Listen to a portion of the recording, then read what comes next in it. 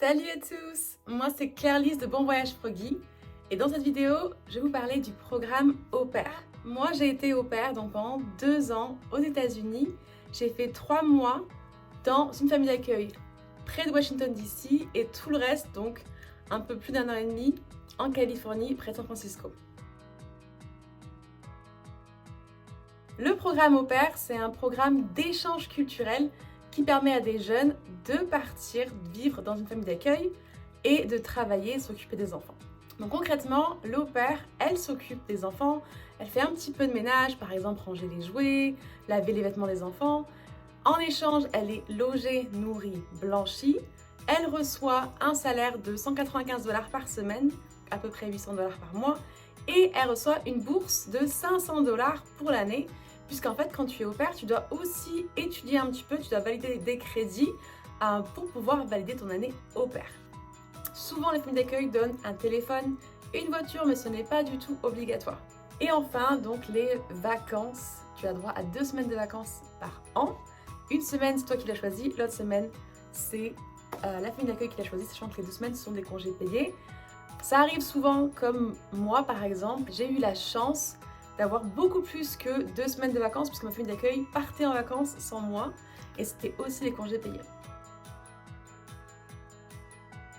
Quand on part au pair aux États-Unis, il faut absolument une agence. Ce n'est pas possible de partir aux États-Unis au pair sans agence.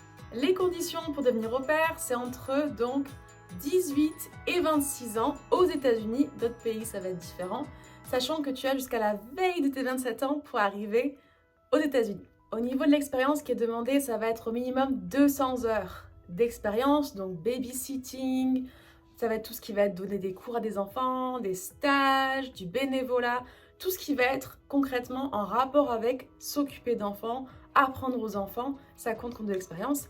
Et évidemment, l'expérience qu'on a avec ses frères et sœurs, ses neveux, ses nièces, ça compte aussi. Niveau de langue, on va vous demander un niveau à peu près A2, B1, donc c'est le fait de pouvoir communiquer facilement.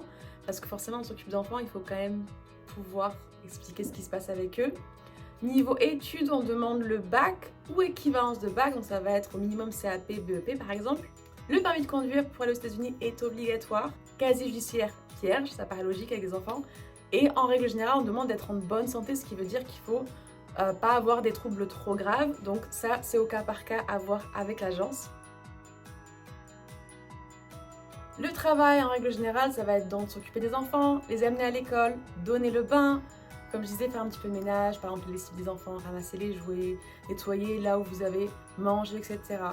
Amener les enfants donc à leurs activités, voilà, s'ils vont au foot, au baseball, c'est vous qui les amenez. Ça peut être aussi amener chez le médecin, ce genre de choses. Cuisiner pour les enfants, faire les lunchbox, faire les devoirs, enfin bref, toutes ces choses-là, ça va être votre rôle en tant qu'au pair. Si tu as peur de partir tout seul, tu te dis comment est-ce que je vais faire, je connais personne, t'inquiète pas, sur place il y a ce qu'on appelle une LCC et c'est une conseillère locale en fait qui va te recevoir quand tu arrives. Déjà elle va venir dans ta famille, voir si tout se passe bien, etc. Poser des questions et ensuite tu auras des meetings avec elle et toutes les autres au pair de ta région, donc de là où tu habites, tous les mois. Donc des fois ça va être chez la LCC, ça peut être un match de baseball, ça peut être un pique-nique, ça peut être plein de choses où en fait ça vous permet de rencontrer d'autres au pairs et pas que des françaises, du coup ça va être des au pairs du monde entier. Donc c'est super pour se faire des copines. Moi personnellement je sais que j'ai rencontré mes meilleures amies durant ces fameux meetings. Meilleure copine de tout le temps, c'était une française justement que j'ai rencontrée durant un meeting au pair et ensuite c'était une autrichienne pareil que j'ai rencontrée dans un meeting au pair. Donc avec ces 2 filles là on se voyait tout le temps et évidemment il y a d'autres façons de rencontrer des copines au pair, les groupes Facebook, etc.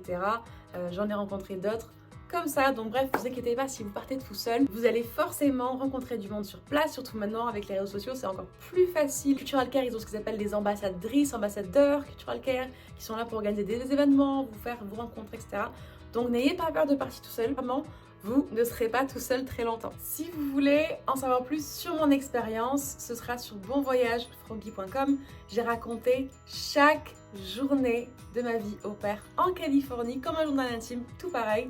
Et j'ai fait plein d'articles pour donner des conseils, donc n'hésitez pas à aller checker si vous avez envie. Il y a aussi ma chaîne YouTube, mon TikTok, mon Instagram, où il y a plein d'informations pour vous aider à choisir savoir si c'est fait pour vous ou pas. Voilà, si tu aimes t'occuper d'enfants, tu as envie de travailler sur place, de découvrir une autre facette de l'Amérique que étudiant d'échange, au pair, c'est une façon de partir puisque le programme coûte quand même beaucoup moins cher qu'un séjour étudiant. Vous compterez en général entre 500 jusqu'à 1700 euros pour une année entière, sachant que les billets d'avion sont compris dans ce prix-là. En tout cas, tu as une idée générale de ce que c'est le programme au pair. Maintenant, à toi de voir si c'est vraiment ce qui correspond. Donc voilà, j'espère que ça vous aura aidé. N'hésitez pas à me poser vos questions sur Ton propre chemin ou Bon voyage Froggy. D'aller checker mon blog où j'ai tout raconté sur qu'est-ce que c'est d'être une au pair.